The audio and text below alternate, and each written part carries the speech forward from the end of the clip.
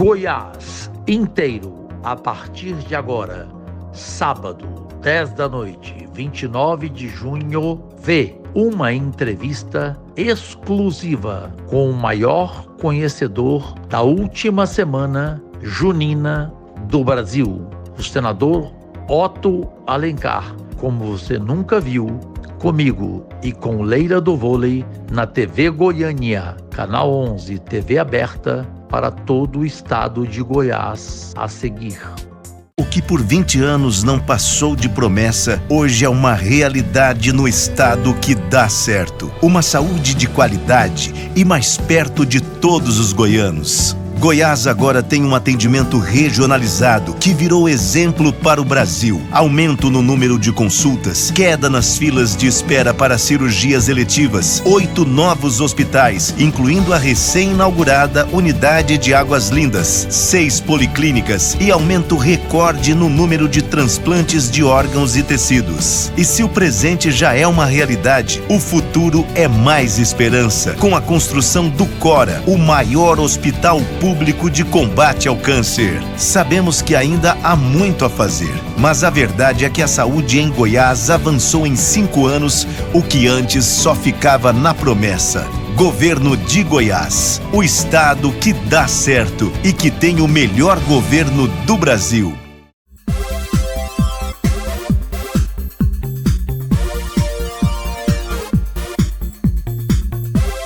Podemos entrar aí nas suas casas? Se vocês permitem, agradecidíssimo e de coração aberto e sincero o desejo de Deus e saúde em suas vidas, de seus familiares, de seus amigos neste 2024. Hoje é sábado 29 de junho, semana de festa junina em nossa pátria amada, e o Podcast Liberados, um programa de entrevistas diferente de tudo que você já viu na televisão brasileira, é mais do que especial. Imaginem o nosso convidado, a Leila do Vôlei, de medalhista mundial das quadras, a senadora da República pelo Distrito Federal e nossa próxima governadora aqui, se Deus quiser. Ela está tão alegre com a entrevista que ela disse: cadê o acarajé?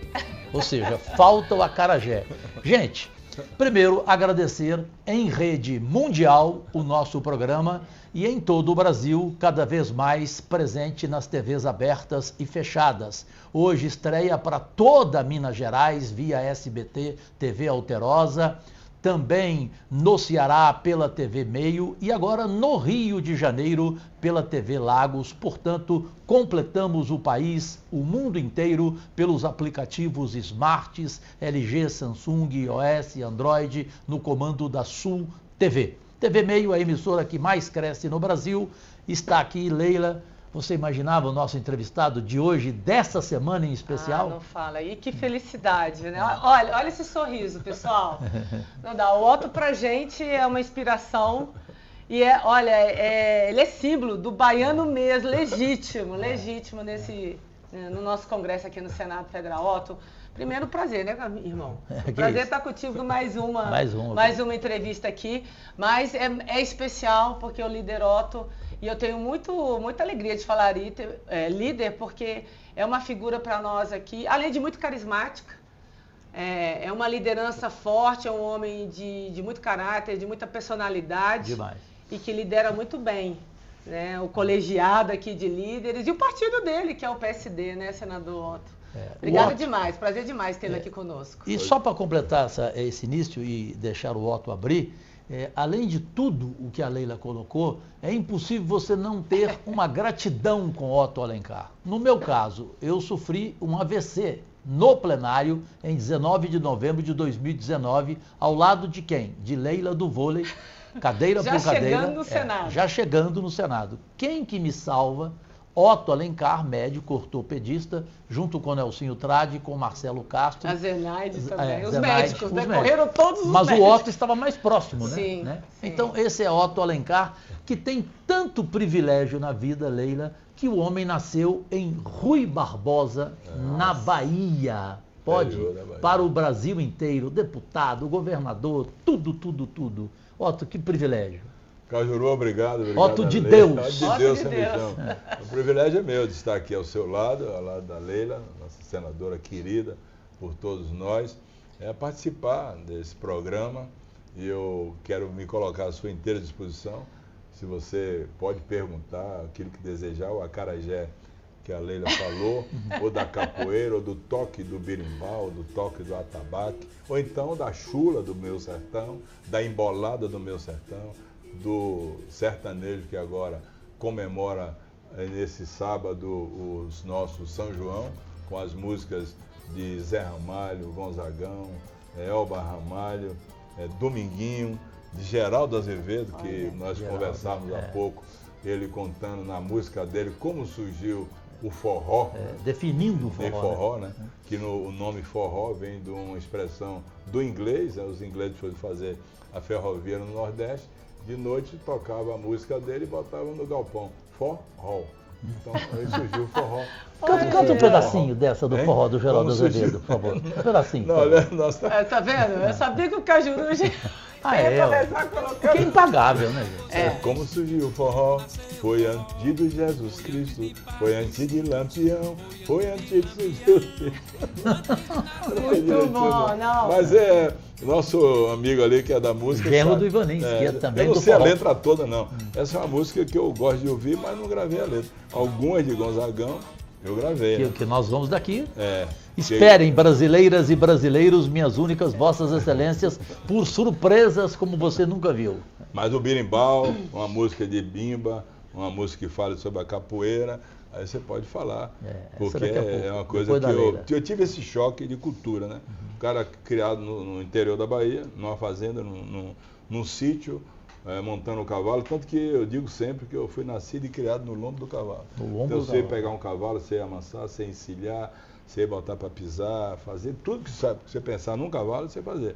Mas também sei tudo da capoeira. Então esses dois choques, né? Alguém que nasce no interior, que vem com essa cultura do Nordeste, do interior do Nordeste, e chega em Salvador, vai fazer medicina no Centro Cultural da Bahia, que é o centro antigo, né? Onde fica o Terreiro de Jesus, o Pelourinho, fica aquelas igrejas antigas todas. E a minha pergunta é muito em cima disso já, a primeira, Otto. Por quê? Assim, você sabe que todos sabem que eu tenho uma prótese no quadril. Né? Você é ortopedista, especialista em prótese do quadril. A paixão pela medicina, como é que ela começou?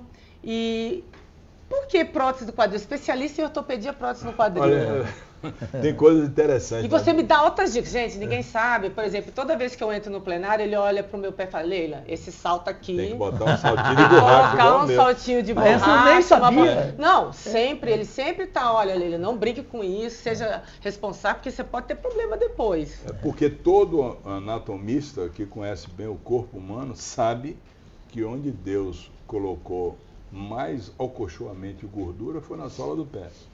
E a gordura da sola do pé, quando você vai fazer uma cirurgia, quando eu operar, eu sou especialista em bacia e quadril, eu operava tudo na minha época, eu tinha que fazer tudo, sobretudo em pronto-socorro. O cara tinha uma fratura do calcânio, eu tinha que fazer um acesso por baixo, para eu chegar até o osso, cortando a pele e a gordura, cegar um bisturi. A gordura é igual uma borracha dura para fazer o anti-impacto do peso do corpo com o solo. Então você tira esse anti-impacto, esse acolchoamento e bota o solado de couro, tá brincando com o quadril, tá brincando com o joelho, com o tornozelo. Sim. Então por isso que eu digo sempre, né? Se o cara me der um sapato de marca, for solado de couro, eu dou de presente a alguém. Eu não vou calçar o sapato. Só tem que ser borrachão, igual o meu aqui, ó. E eu fui, meu avô foi levar a minha avó na Marinete, para ir para a Feira de Santana, estrada de barro. Aí quando ele desceu da Marinete, ele escorregou, caiu, e a Marinete passou por cima da coxa dele, atropelou e morreu. Aí não tinha médico no Rua Barbosa, aí eu digo, olha, eu vou ser médico. Foi por isso. Olha que coisa linda. Agora vem cá, você falou do mestre... Desculpa. É emocionante. É emocionante, claro. Mas, tem uma questão pessoal. Mas interessante é um momento que, teu, né? Você tem pai, tem mãe, tem irmão. E a lembrança que fica em você é do seu avô. Só. Pois é. São figuras ímpares na vida da gente. Meu, minha avó. Eu me lembro do meu avô todos os dias. Ajudou a te criar. Exato. Ele me ajudava, né? Morreu.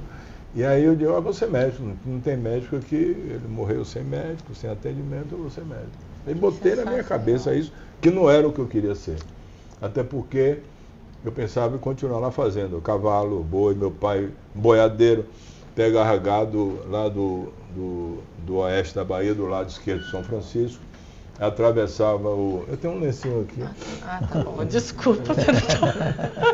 Foram tantas histórias que eu ouvi de ti sobre operações, que tem uma que a Leila não sabe, que você aí do outro lado nem imagina.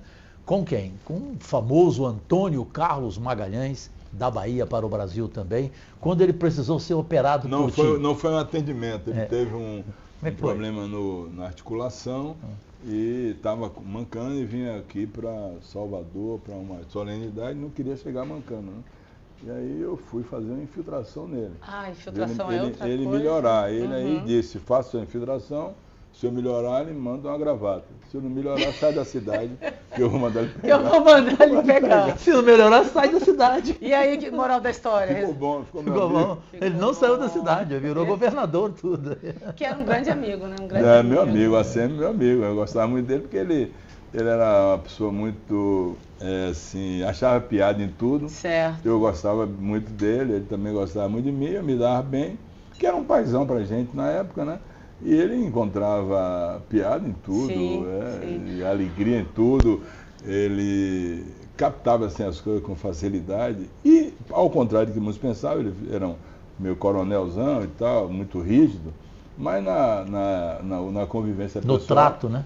Ele era muito interessante. Entendi. E muito leal. Achava algumas coisas, algumas piadas, algumas coisas que ele fazia assim, que às vezes ninguém conseguia fazer. Por exemplo, o aniversário dele era na igreja do Rosário Nossa Senhora dos Pretos, no Pelourinho. Certo. Que os portugueses fizeram a igreja só para os negros, os pretos fazerem as suas orações, fazer toda a parte lá no Pelourinho, ficava ali.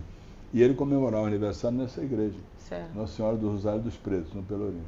E era lá que fazia, então, homilia, e tocava o toque do atabaque, ele entrava com música que tinha essa conotação da tradição cultural afro da Bahia, né? Então as pessoas entravam, as baianas iam receber, o pessoal todo, pai de santo, mãe de santo, por causa do sincretismo religioso.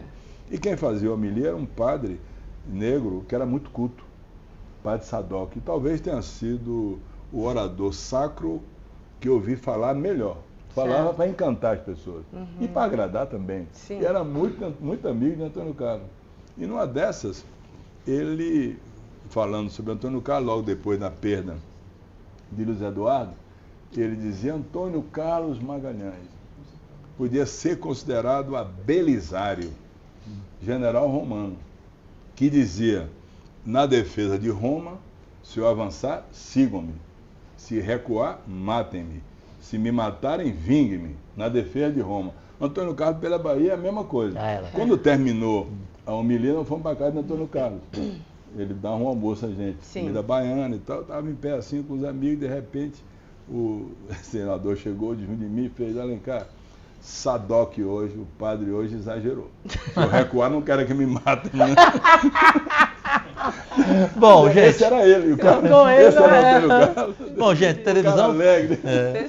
Televisão tem tempo e tem intervalos. O nosso é o menor da televisão brasileira. Tinha ótima coisa e para a gente voltar com a segunda e penúltima parte do Pode Cá Liberados em rede mundial, se preparem, porque eu não posso deixar de falar do mestre Bimba, ou seja, da capoeira. Eu não posso deixar de falar de Gonzagão com este homem. Até cantar A Hora do Adeus de Gonzagão, ele sabe. Esse é Otto Alencar, foi a última música dele, né? Esse é o baiano Otto Alencar, foi tudo na Bahia e tem o respeito de todo o Brasil. E nós voltamos já.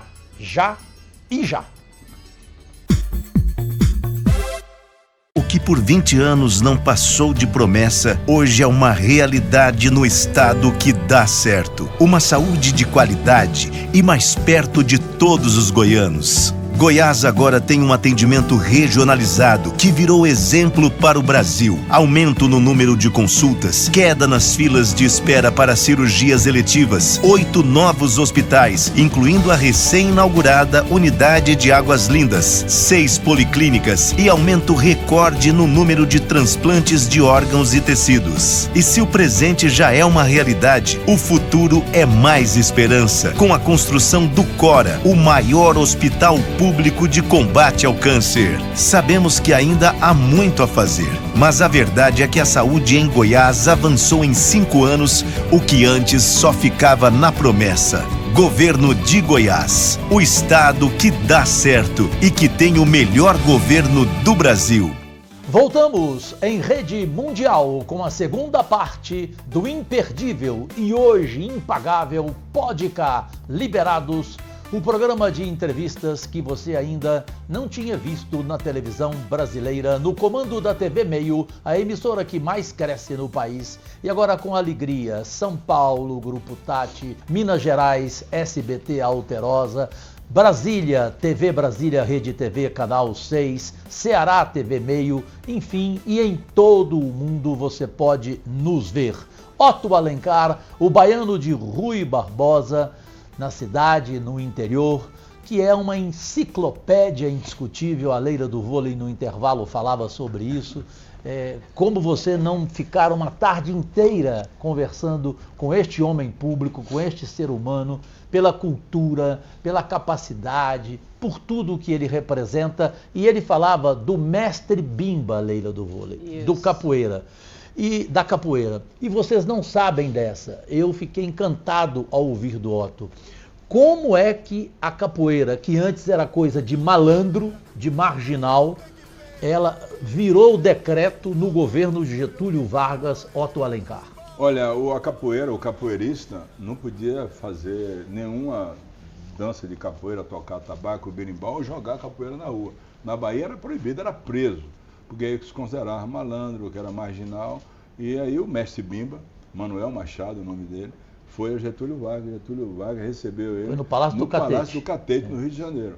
E a partir daí Getúlio editou um decreto que a capoeira poderia ser jogada e as pessoas não seriam presas. Sim. Marginalizavam a capoeira com a cultura nossa. Não é só a luta a capoeira. A capoeira é dança, a capoeira é cultura, a capoeira é ritmo. É uma manifestação cultural, esportiva. No berimbau, que é uma corda só, você pode tirar vários toques. Né? O São Bento. Você toca também? Ó? Toca. Toca. São Bento Grande. Não é só berimbau que ele toca, não? Cavalaria. Toquei por Romário aí na Comissão de Educação, quando nós aprovamos um projeto para ensinar capoeira nas escolas, sem precisar do cara ser formado. Capoeirista é capoeirista, forma na universidade. Se forma nas bases da capoeira. E a capoeira é uma cultura muito grande, inclusive prega a não violência. Sim. O mestre Bimba nunca nos induziu a ir jogar capoeira na rua para brigar, para fazer espetáculo. Sim. E a capoeira, ela surgiu Angola, que é uma capoeira jogada mais embaixo, com ritmo, e sim, que tem as posições todas da capoeira. E a capoeira, por que o nome capoeira? Porque o negro era açoitado no Pelourinho, e quando ele era açoitado e ele queria fugir, ele dava uma rasteira no cara que estava atingindo ele, né? O sujeito que batia nele. Me passou o nome agora. Então ele dava tipo capataz, aquela capoeira, né? O feitor, né? O feitor. Uhum. E ele dava aquela rasteira e corria. Uhum. E ele se escondia onde? No mato, num mato aminófilo chamado capoeira na Bahia. Olha. Então esse negro é capoeira, porque ele se escondia na capoeira. Para achar ele na capoeira é difícil. O mato, por isso o nome é capoeira. Não é por causa da rasteira, por causa de nenhum golpe. Esse negro é capoeira. Esse negro tem que ser preso. Ele está na capoeira. Perfeito. É uma vegetação no recôncavo baiano, mais longe do recôncavo, que é uma vegetação aminófila, baixa, que não é igual à Mata Atlântica. Ele se escondia na capoeira. Esse negro é capoeira. Vamos prender o capoeira. Né? Aí surgiu o nome. Esse negro é capoeira porque ele dava rasteira e surgiu. E depois disso, veio o ritmo junto com o candomblé. Com o ritmo do candomblé. Porque o ritmo do candomblé foi que daí surgiu essas músicas todas do Axé Music. Sim. Porque você assistir uma solenidade do candomblé genuíno tipo, por exemplo, no Gantuá, onde viveu Mãe Menininha, hoje a filha dela, a Mãe Carmen. As águas de Oxalá, se o cara for assistir, ele termina dançando. Igual alguém que está dançando por lá. Porque o ritmo chama mesmo. Parece que ele entra na gente. Sim. E você sai naquele ritmo do axé. Sim. Sem querer. Já tá na essência, então, né? Veio o ritmo da capoeira que os negros trouxeram, é herança de todos esses que fazem sucesso com a música do axé. Perfeito. De todos os toques do atabaque, do toque do berimbau, da Angola, da cavalaria, que é um ritmo do berimbau mais rápido. Sim. Tudo isso foi uma herança que deu muitos ganhos para o Brasil, essa herança cultural dos negros. Então, o negro era discriminado. Sim. Aí Getúlio, com isso, fez, e a capoeira está no mundo hoje. Eu fiz um documentário sobre capoeira na Bahia, capoeiragem na Bahia. O nome. Já está na 5ª edição? Está em 5 idiomas já. 5 idiomas? Pode entrar na internet, você entrou aí, você viu? Está no YouTube. Você viu no YouTube? Capoeiragem. Você viu a minha imagem ali? Era uma academia que eu participava com um amigo meu. Mestre, o nome dele era Aristides, me chama ele Tiduca. Como é que está o título no YouTube? Capoeiragem na Bahia. Capoeiragem na Bahia. Então daí veio o ritmo, o ritmo forte da capoeira, sim, veio a ladainha da capoeira. Uhum. A ladainha é como se fosse uma valsa na capoeira. Né? Então o Bimba que criava isso, e ele foi o criador das principais músicas. E vem cá, ele foi o criador também do apelido? Não, porque ele botava apelido. Otto Bagaço. Otto Bagaço. Todo mundo chegava lá e botava apelido. Imperdível. Um era os meus colegas, um era camisa roxa, outro era cascavel, outro era piloto, outro era acordeon, né? Outra era Itapuã, o outro era até vários, né? E por que Otto Bagaço? Mestre Zica. O outro era Flecha, que era o meu melhor amigo, negão, de 1,90 m. Bagaço, eu chegava machucado e jogando pelada de salto, tava com a unha arrancada, pensando no bagaço, pô, vai embora, vai cuidar. Inclusive, eu entendi por que das unhas arrancadas. Porque além da capoeira, você é um apaixonado por esporte, foi lateral esquerdo, jogou futebol. Joguei futebol, era canhoto, jogava futebol. Gente, mas olha, dava pra jogar no Vitória. Dava pra jogar no... Olha, mas a informação que você tomava muita bola nas costas? Não. Como lateral? Não. Que isso? Não. Peraí, Cajuru. Ai, meu Deus, Cajuru. Não, eu realmente sou canhoto, né? Olha, que sensacional. E jogar de quarto zagueiro ou de lateral esquerdo. E era um jogador, não era um craque, mas era um jogador regular. Quando eu vejo hoje os caras ir dominar a bola e pegar na canela, eu jogava melhor. É triste. Não, e ser canhoto, né? Porque canhoto. Eu sou canhoto, a gente sabe que é um diferencial do mundo dos destros. Diego Maradona, não precisa falar mais nada. Canhoto normalmente chuta forte na bola, né? Eu estava muito forte. Ale e eu podemos fazer uma coisinha diferente, já que você falou em ritmo, eu vou te dar uma rasteira. Sabe qual? Sim. Capoeira, Mestre Bimba e você fazer Roberto Carlos. Roberto Carlos? Estou te chamando de Roberto Carlos. Uma canjinha para nós. Para Roberto Carlos? Não, sobre capoeira. Quando você põe a capoeira na música. Sim. A do Mestre Bimba. Uma ladainha, por exemplo. Ladainha, tem um ritmo mais forte. Tem as músicas mais fortes da capoeira, que você canta um refrão e vai tirando os repentes, né? Como eu falei aqui, um dos repentes. Ele falou ali há pouco, um refrão, Paranauê, Paranauê, Paraná.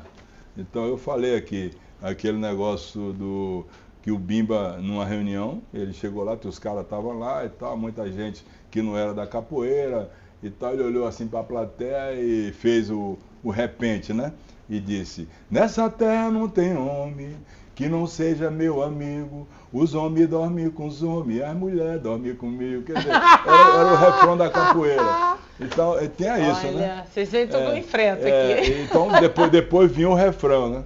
Depois o refrão. A outra, como é que era o refrão? O refrão, Paranauê, Paranauê, Paraná, Paranauê, Paranauê, Paraná. Vou-me embora, Paraná, que aqui não me dou bem, Paraná. Se eu tivesse que ir embora, Paraná, eu levar você também, Paraná. Paranauê, Paranauê, Paraná. Tua mãe quando te teve, não precisou de parteira, precisou de um alicate, uma estrovenga, uma talhadeira, Cajuru. Sobrou para mim, Leila. Tá vendo por que a gente se diverte também? Leila do vôlei para o mundo. Ai. E para Bom, a política. A capoeira, antes de tudo, além de ser uma cultura, é também uma coisa da malandragem poética, Exato. da brincadeira, Sim. da risada, do mau humor. A gente fazia festa de largo com bom humor, tocando atabaque, tocando berimbau, tomando uma cervejinha. Eu nunca gostei de cerveja. Eu sempre gostei de destilado. É eu podia mesmo? comprar o uísque, tomava A cachaça mesmo, da pura mesmo, ou com limão. Uhum. Entendeu? Tomava minha cachaçinha. Mas também não brigava, até porque o próprio mestre Bimba não estimulava o confronto, a briga. Sim. E ele dizia algumas coisas É uma importantes. das premissas também da Uma capoeira, coisa importante, né? que ele Das dizia, olha, lutas. recuar também é golpe. Olha, Se você vai brigar para apanhar, é melhor recuar. recuar É também. inteligente, é né? golpe. E dizia algumas frases que eram simbólicas também. Quem bate nem sempre se lembra e quem apanha nunca esquece. É. Entendeu? Essas Tomar coisas cuidado, da né? capoeira que ele falava. Assim. Ô, Otto, agora, olha só, gente, se deixar, né, Cajuru, nós vamos ficar aqui horas escutando as histórias do Otto. Quer dizer, você é um homem da roça, do campo, né, criado ali no campo, na roça. Puxando o gado. Pois com o lado do seu pai, do seu avô, É. médico ortopedista, capoeirista, jogador de futebol e política.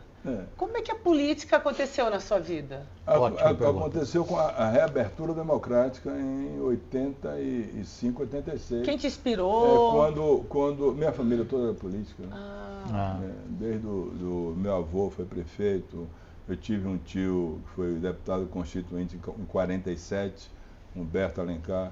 Tive um primo prefeito de Itaberaba, Nelson Alencar, que até foi cassado no golpe militar de 64. E aí, quando teve a reabertura democrática, o professor da Universidade Federal, da Bahia, do interior, e surgiu a eleição direta, né? A primeira eleição direta para governador foi em 86. E aí eu resolvi ser candidato a deputado. Fui candidato a deputado. Uma decisão pessoal? Foi uma decisão pessoal minha, Federal? Também estadual. Também da herança da família, porque no interior é complicado. No município é diferente de uma capital grande, tem aquela rivalidade, né? Inclusive uma coisa interessante, minha família veio do Ceará, da mesma terra, perto da terra de Luiz Gonzaga, do Exu. Olha, minha família é do Iguatu e de São Gonçalo. Pois a minha família veio do Crato, que é vizinho de Exu, onde nasceu Luiz Gonzaga, e também tinha os Alencar. Certo. Então os Alencar eram adversários do Sampaio. Quando meu avô veio para a Bahia, na seca chamada Seca do Conselheiro, seca de 1898, na virada do século XIX, século XX, uma grande seca, veio para a Bahia, terminou em Rui Barbosa e chegou lá, e o adversário terminou sendo o Sampaio também. Uma coincidência, não tinha nada a ver com a família. Aí ficou naquilo, meu pai foi só vereador, meu tio foi prefeito. Aí ficou aquela minha cabeça, olha, eu vou ser deputado para ajudar a minha região. E não me atrapalhava eu operar, porque eu tinha uma clínica, um hospital de ortopedia. Você fazia as duas coisas, então? De ortopedia, eu operava e fazia, e comecei a levar investimentos para a minha cidade. Eu posso dizer a você que na minha região da Chapada, eu só tenho marca de trabalho. Ou tenho você escola, é consagrado ou tenho um hospital, lá, né? Eu já fui lá. Eu tenho uma estrada, eu tenho uma universidade, então eu me esforcei para fazer isso. E tanto que meu slogan na Bahia é nada resiste ao trabalho. Nada, trabalho ninguém esquece. Trabalho ninguém esquece. Nada disso, você tem que mostrar para que você veja. Então, aí quando eu comecei, em 86, meu candidato era o Josafá Marinho, foi senador aqui. Conheci ele. Talvez seja, depois de Rui Barbosa, a maior cultura jurídica do Brasil. Sim. Não tem dúvida. Concordo. Depois de Rui Barbosa, a maior cultura jurídica do Brasil é Josafá Marinho. Perfeito. Só pegar os discursos que ele fazia aqui sobre a legislação que você vai ver. Ele perdeu a eleição, eu fiquei na oposição. Em 90, o Antônio Carlos saiu candidato. Eu o apoiei, ganhamos a eleição. Eu ia saindo assim da reunião de líderes, dos deputados, ele me chamou, quer ser secretário de saúde? Eu digo, quero. Tem gente? Eu tenho. Então você vai ser o secretário de saúde. Você tem gente da onde? Desafiador. Eu digo da universidade, eu sou professor da universidade, vou trazer o pessoal de lá. Interessante que eu trouxe uns amigos meus, que era tudo de esquerda. filiado no PCB, PCdoB, e eu também tinha sempre aquela história ali do centro social. Nunca fui de esquerda, mas centro social. Uma visão social muito grande. Aí eu trouxe. Ele nomeou as pessoas todas. Com um mês me denunciaram ele que eu só levei comunista. Só comunista. Aí eu vou conversar com ele. Eu digo, olha, fulano de tal, PCdoB está aqui, PCB está aqui. Eu digo, o senhor disse que eu fizesse a minha estrutura interna como eu quisesse. Ele, tudo bem, faça. Se der certo, tudo bem. Se der errado, sai você. Sai todo mundo. Comunista também. Uhum. Aí deu certo. Graças a Deus. Graças a Deus deu certo. Eu fiz uma gestão muito boa, graças a Deus na área de saúde, fui bem avaliado, fizemos várias obras, controlamos cólera, quando eu cheguei, estava começando. Na época, cólera? Começou cólera. Eu, trabalhando no interior, não tinha laboratório, eu tive que fazer quimioprofilaxia. Quimioprofilaxia é o seguinte, você tem uma doença, você não tem como identificar quem está com a doença, você dá remédio a todo mundo, para não morrer. Certo. Né? Aqui, na Covid, era para dar vacina a todo mundo. O cara não fez, mas era para dar vacina a todo mundo. Sim. Nós temos na Bahia, no Brasil hoje, Leila, Cajuru, 22 doenças viróticas controladas por vacina. 22. Hepatite por vacina. Olha. Difteria, febre amarela, sarampo, qualquer luz. Agora, a dengue, herpes zoster tem vacina. São 22 vacinas, 22 doenças que não matam mais por vacina. Paralisia infantil. Eu, nos anos 70, operava... Sarampo, né? Sarampo. Eu, nos anos 70, professor da Universidade Federal da Bahia, que operava sequela de paralisia infantil. Tristeza, né? O vírus da paralisia infantil tira a mobilidade dos músculos. Interessante esse negócio. Sim. O vírus tem predileção por uma parte do nervo, a parte posterior do nervo, que é a parte responsável pela mobilidade, pelo movimento, mas não tira a sensibilidade. A parte anterior é sensível. Tira força, ele só vai naquele local força, ali. Só vai e tira. Você fica sem movimentar. Sim. Mas fica com sensibilidade, ou movimenta pouco, né? Perde massa magra. Exato. Às vezes as crianças tinham genuflexo, eu tinha que fazer a cirurgia para botar em gênio recurvado para poder andar, para quando andasse o joelho fosse para trás para andar. Nossa. Então, hoje não tem mais paralisia infantil por vacina. Nós estamos no silêncio epidemiológico. Silêncio epidemiológico é quando você não registra nenhum caso no Brasil. Há mais de 40 anos nós não temos um registro de um caso de paralisia infantil por cada gotinha do Zé Gotinha ali. E tem gente ainda questionando a vacina, a ação da vacina. Eu estou vivo aqui. Pula essa parte. Eu estou vivo por causa da vacina. É surreal. Entendeu? Então não tem como fazer isso. Você vê várias doenças controladas. As viroses nunca são erradicadas, elas são controladas. Eu não tenho paralisia infantil aqui no Brasil, mas posso ter, digamos, em Marrakech, pode ter um caso lá, pode ter no outro país e tal, que não tem cobertura vacinal para isso. Então, a vacina, quem está aqui assistindo, salva vidas, pelo amor de Deus, vacine os seus filhos, toma a vacina para dengue, toma para herpes zoster, que está tendo um surto agora no Brasil. Covid. Covid. E por falar em Covid, Cajuru, primeiro eu vou passar para você. Aí você pode fazer, Posso? que aí eu já vou para o último intervalo e a última parte. Pode ser? Sim. Obrigada, irmão. Nós tivemos aqui a CPI da Covid. E você teve uma atuação... Deu show, né? Incrível na CPI da Covid. Eu não posso deixar aqui de lembrar da sua atuação, da sua liderança. O que assim, para você... A gente tem um legado sobre essa CPI? Você acha que valeu? Assim, na sua análise, né, por toda a sua experiência, qual foi o resultado dessa CPI para o país diante daquele cenário caótico que nós vivíamos, de negacionismo, de grandes dificuldades que você vai poder relatar aqui depois? Para você, qual foi o resultado da CPI justamente pela tua atuação? Pergunta, só um minutinho, por favor, Otto, porque tem o último intervalo, aí você responde depois. E aí a gente vai entrar em política e eu também já vou concluir com ele aquela parte que todos esperam, né? Defenda você aí do outro lado esse quadro ou não, mas eu sei que ele é aplaudido, que é definir em uma palavra. Apesar de tudo que o homem tem feito na política, esse Brasil ainda tem jeito? Voltamos com Otto Alencar, essa entrevista para ficar na história em rede mundial, já.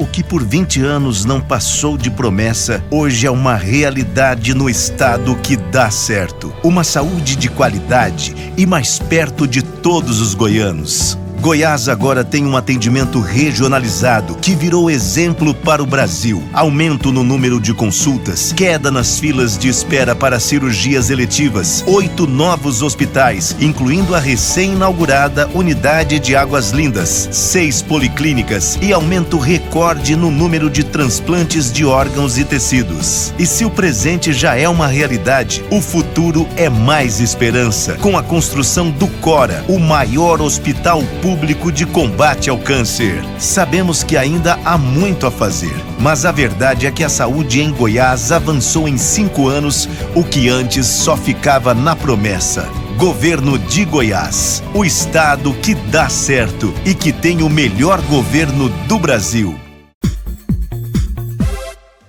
Meus amigos, minha gente, meus únicos patrões, voltamos para a última parte. Infelizmente, televisão é tempo deste programa, repito, para ficar na história da televisão brasileira, no Pode Cá, liberados em rede mundial, no comando da TV Meio, e agradecendo as novas parcerias, Minas Gerais, Ceará, Rio de Janeiro, São Paulo, Brasília, em torno, enfim, em todo o mundo você pode nos ver por aplicativos smarts, também por iOS, por LG, Samsung, Android, tudo no comando da Sul TV e no comando da TV Meio, a emissora que mais cresce no Brasil. Eu vou começar pela pergunta que é a Leila do vôlei, das quadras para o mundo político, para o nosso orgulho, para a alegria, principalmente do povo do Distrito Federal, ela que é de Taguatinga, para você que não sabia, porque tem gente que acha que ela é carioca,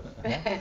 Com o baiano Otto Alencar, falando agora de política, ela, Leila, se lembrou da CPI. Fica à vontade, Otto. Olha, onde você deu um banho. Leila já falou antes, a CPI da Covid deixou um legado para todos nós. Primeiro, a punição pelos culpados pelas mais de 700 mil mortes que aconteceram. Mas a coisa mais importante e que eu persigo até hoje, e que eu falo até hoje, quando eu posso falar em rádio, televisão, jornal, é que a CPI e nosso trabalho deixou um contraponto contra o ex-presidente Bolsonaro. Ele negou a vacina e nós estamos trabalhando para induzir o povo brasileiro a se vacinar. Porque muitas pessoas até hoje não levam os filhos e não se vacinam, porque um presidente da República, com a autoridade que tem, quando ele fala que a vacina pode causar um problema, como falou em Porto Seguro, pode virar um jacaré ou que vai matar essa vacina, ele deixou essa interrogação na cabeça das pessoas que a vacina não funciona. Pelo amor de Deus, a vacina funciona, a vacina salva vidas. Eu tive Covid, estava vacinado em julho de 2021 com duas doses da Coronavac e me salvei graças à vacina. Nós tivemos muitas pessoas que morreram. Tivemos aqui no Senado. No Senado teve a maior letalidade. Letalidade é diferente de mortalidade. Sim. Mortalidade infantil. As crianças morrem de várias doenças. Letalidade é quando morre de uma doença só. A maior letalidade foi no Senado. Nós perdemos 3 senadores. Lamentavelmente, o Major Olímpio, o Arnoldo Oliveira e José Maranhão. Isso. Entendeu? 3. Em Manaus, nós tivemos a letalidade de 3,5, a maior do mundo. Pelo amor de Deus. A maior do mundo. 700 e tantas mil pessoas morreram, Leila. Dessas 700 e tantas mil, 73% tinha mais de 60 anos. E desses 73%, quase 90% ganhava de 2 salários mínimos a menos. Gente pobre que morreu, que não tinha o DF aqui de Brasília para ir, ou o Sírio, ou o Einstein, que tinha que ser atendido na rede pública. A rede pública não conhecia a doença. Não. E essa é uma doença que até hoje ninguém conhece. A Covid-19, a variante Delta, agora está vindo uma variante mais leve, que não vai até os pulmões, da doença das vias aéreas superiores, mas continua vacinando, porque salva vidas.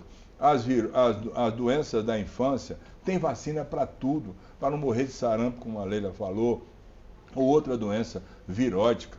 Se vacine, pelo amor de Deus, não siga, com todo respeito que eu tenho, e eu trato os meus adversários com respeito, com ética. Com todo adversário que eu tenho, com toda situação que eu tenho contra o ex-presidente, ele negou a vacina, não sigo o ex-presidente. Ele está errado, ele tomou a decisão errada. Não podia fazer isso com o povo brasileiro. A senhora sabe quando foi que aconteceu a primeira manifestação do coronavírus no mundo? O primeiro caso no mundo? A senhora sabe a data? E que tipo de coronavírus foi?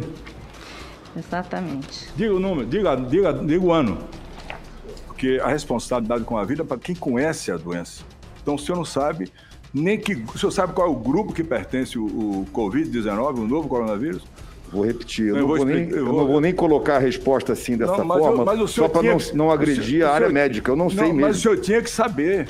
E, doutora, de médico audiovisual, esse plenário está cansado.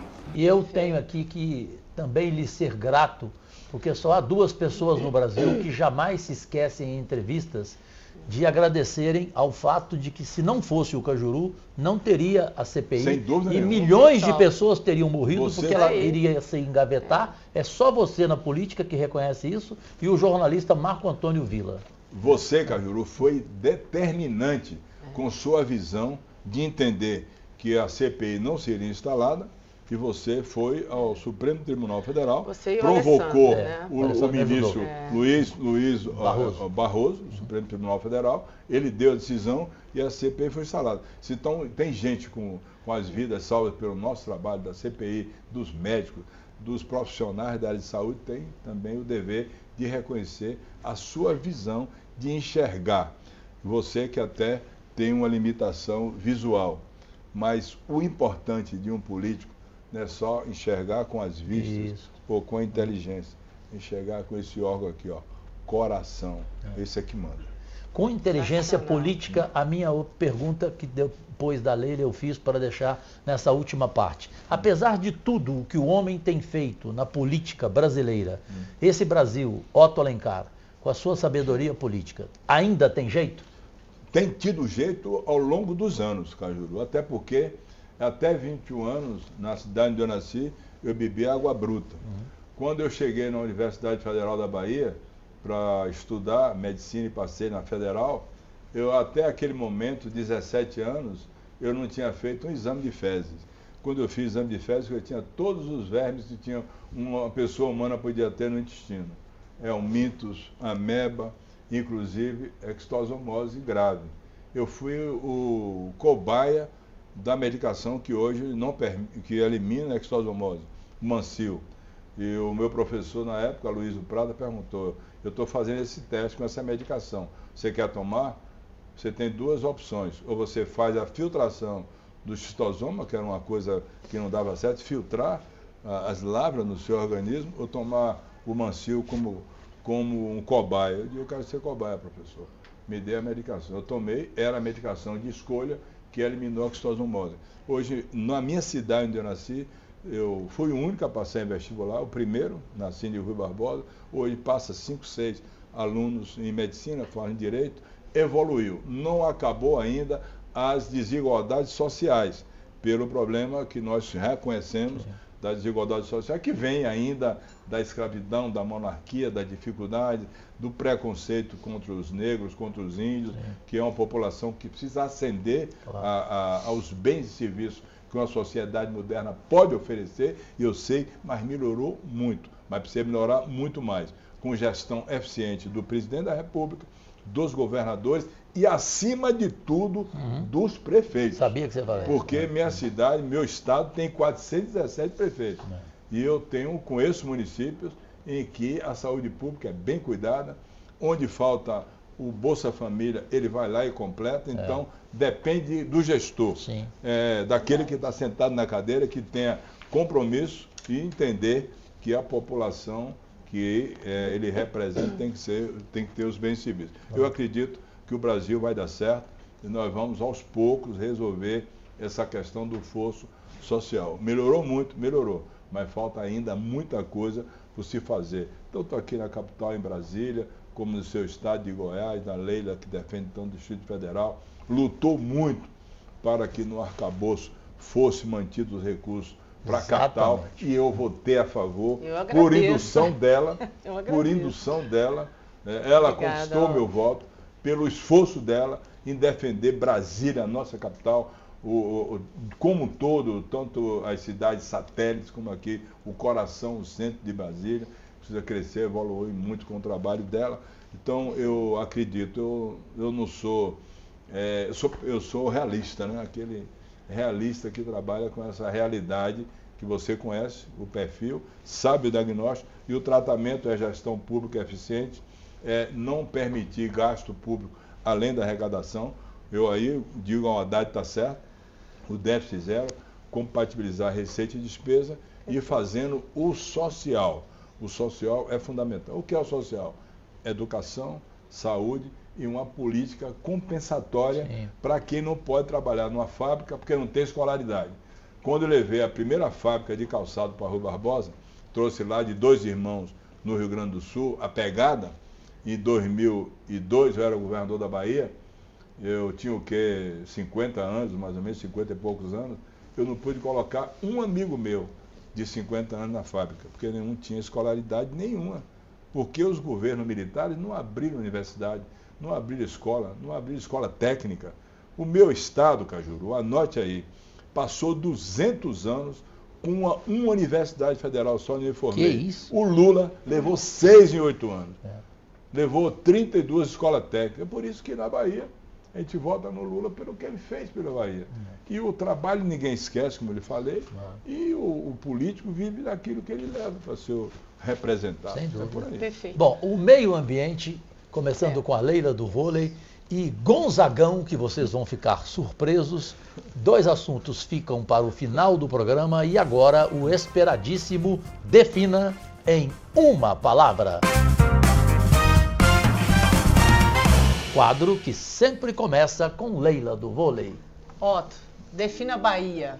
A Bahia é um estado que tem uma tradição cultural muito grande, e por ser um estado grande, que tem 566 mil quilômetros quadrados, tem cultura diferenciada em várias regiões.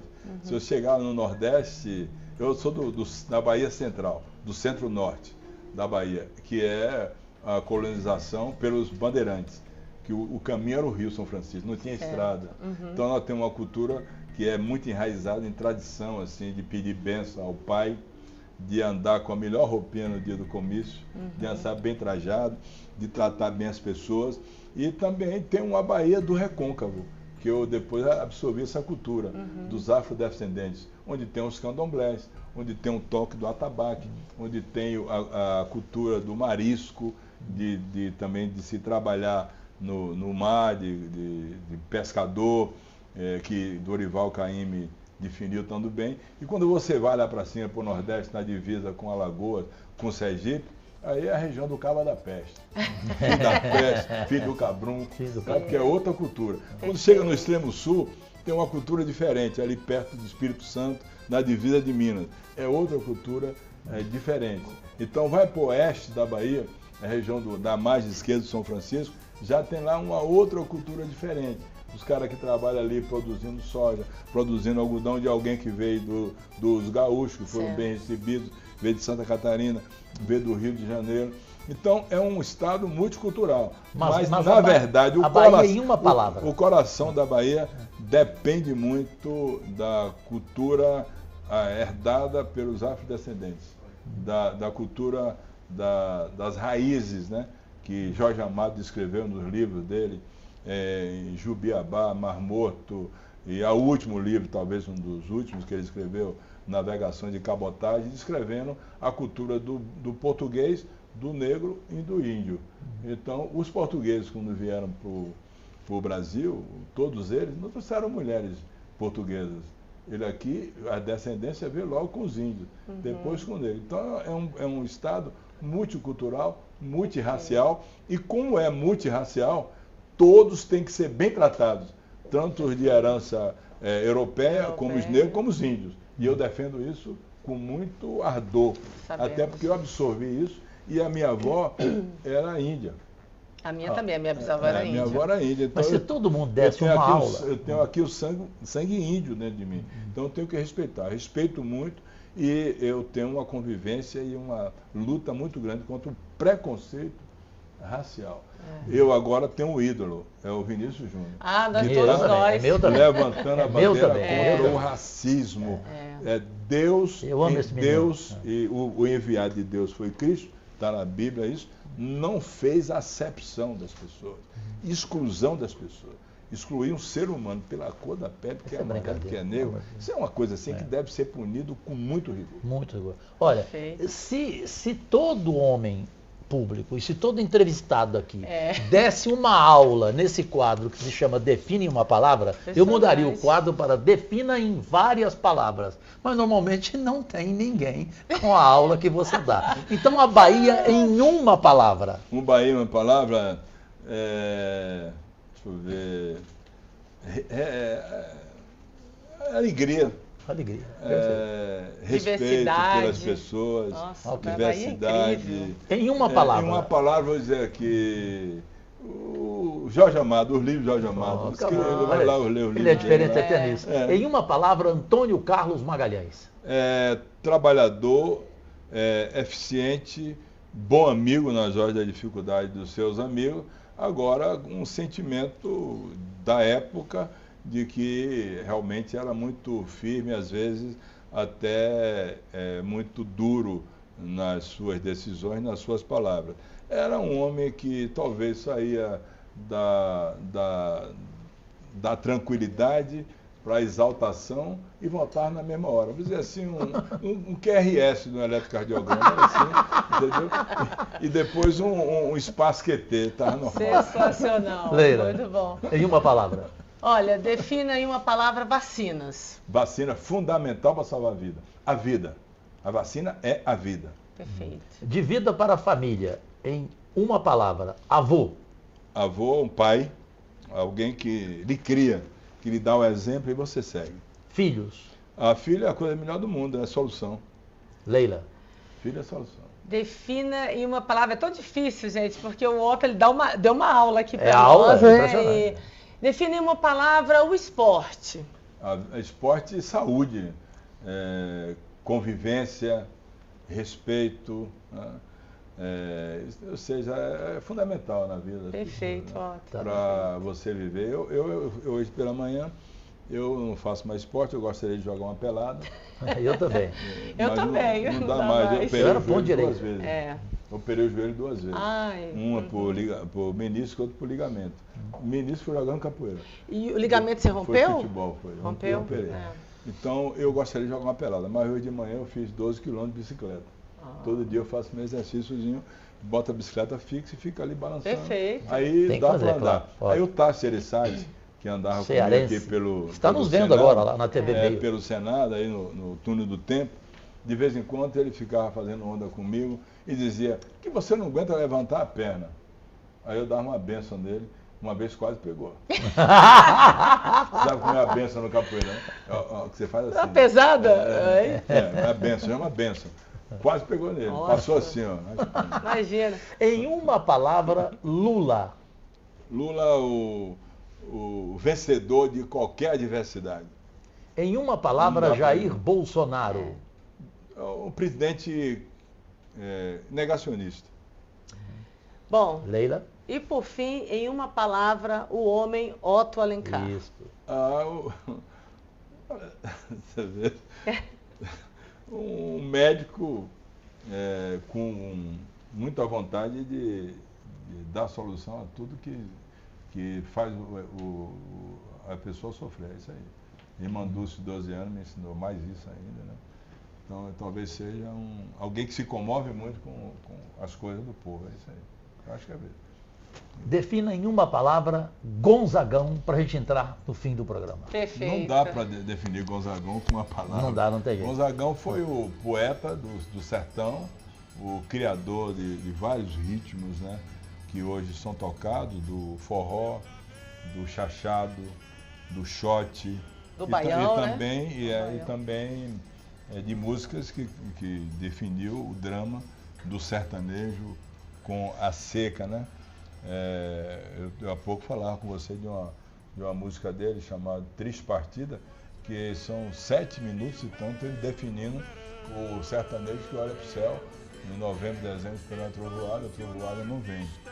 Aí ele vira o ano, aí entra o mês de março, que é o mês das trovoadas de São José, também não vem. Espera o inverno não vem, e passa seca o tempo inteiro, ele sofrendo, vende a vaquinha, vende o cavalo para comer e por aí vai. A Triste Partida define perfeitamente. 7 minutos a música? É 7 minutos. Ela é como se fosse... Ela definiu fosse a seca, né? Uma atuada sobre o sofrimento do sertanejo, olhando para o céu, esperando a chuva. Minha região é assim, onde eu nasci é assim, faz parte do semiárido da Bahia. Eu passei por isso com meu pai, eu dava água a gado, eu com 15 anos, 14, 13 anos, 12 anos, limpando cacimba e a vaca berrando com a cabeça embaixo de minhas pernas, berrando, tanto que tem uma música que diz que boi com sede bebe lama, que é até um forró. Boi com sede bebe lama, empurrando, morrendo de sede, a gente trabalhando ali no sertão, e ele definiu isso. E foi um grande poeta da música popular brasileira, e ele foi o embaixador do sertão, né? Sem dúvida. Para mim, música, o melhor da música popular brasileira. Ele nasceu não é Roberto Carlos. Ele nasceu em Exu. Olha Ivan Lins, hein? Ele nasceu em Exu, em Pernambuco, né? Saiu de Pernambuco, foi para o Ceará, serviu o Exército, ele voltou, foi para o Rio de Janeiro tentar o sucesso com a sanfona dele. A primeira música dele foi uma música que não fez muito sucesso, Dança Mariquinha, e depois disso veio Asa Branca, veio Cintura Fina, aí veio Triste Partida, veio uma série de músicas que ele fez. Não, mas aí tem uma porque o programa estourou. E fez a música, a última dele, que é Hora do Adeus. Foi a última música dele. A última música. É essa que é a surpresa. Exatamente, senador Otto Alencar, baiano, exemplo para o Brasil inteiro. A Hora do Adeus, a última música do Gonzagão, nesse 29 de junho, nessa semana de festa junina, Leila do Vôlei. Na interpretação de Otto Alencar, é de babá. É isso? É de babá. Essa é a última canja que nós queremos. O meu cabelo já começa prateando, mas a sanfona ainda não desafinou. A minha voz, vocês reparem, eu cantando, é a mesma voz de quando meu reinado começou. Nossa Senhora! Sensacional! Eu agradeço. Termina assim, ó. Eu agradeço ao povo brasileiro, Norte, Centro, Rio, Janeiro, onde meu reinado começou. Vou deixar tudo, dar de presente ao museu, é a hora do adeus de Luiz, rei do Baiano. Nossa sensacional. Que fim de programa, e que programa, hein? Que fim de programa e que programa podcast liberados para o mundo inteiro no comando da TV Veio, a emissora que mais cresce no país. Otto Alencar, obrigado por você existir, baiano. Graças a Deus. Muito obrigado a meu amigo ali. O genro de Ivan Lins. O Cássio. Eu adoro Ivan Lins. Maravilhoso. Leila do Vôlei. Diga, irmão. Mais uma vez, muito obrigado, porque você, como entrevistadora, é acima das médias. Campeã sempre. Olha, eu quero só agradecer a oportunidade de ter esse momento aqui com você, que é uma pessoa que eu tenho admiro, um irmão de 30 anos, e o Otto Alencar, que nos ensina muito dentro dessa casa. Pessoa muito generosa com todos nós. Obrigado. Gratidão, mestre. Sou teu fã também, do Cajuru aqui. Que isso. Meu mestre, ele me chama de Otto de Deus. Otto de Deus. Exagerando muito. A Folha de São Paulo publicou isso. Exagerando muito, né? Mas é verdade que é isso.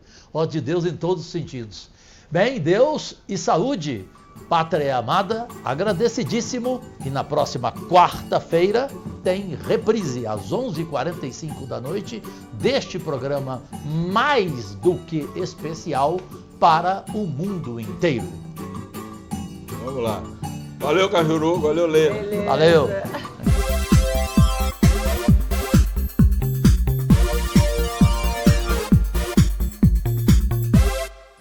Goiás inteiro acaba de ver mais um programa inédito Podcast Liberados, com exclusivo entrevistado e maior conhecedor da festa junina em todo o Brasil, com o senador Otto Alencar, comigo e com Leila do Vôlei, e a reprise na próxima quarta-feira às 11h45 da noite em rede mundial.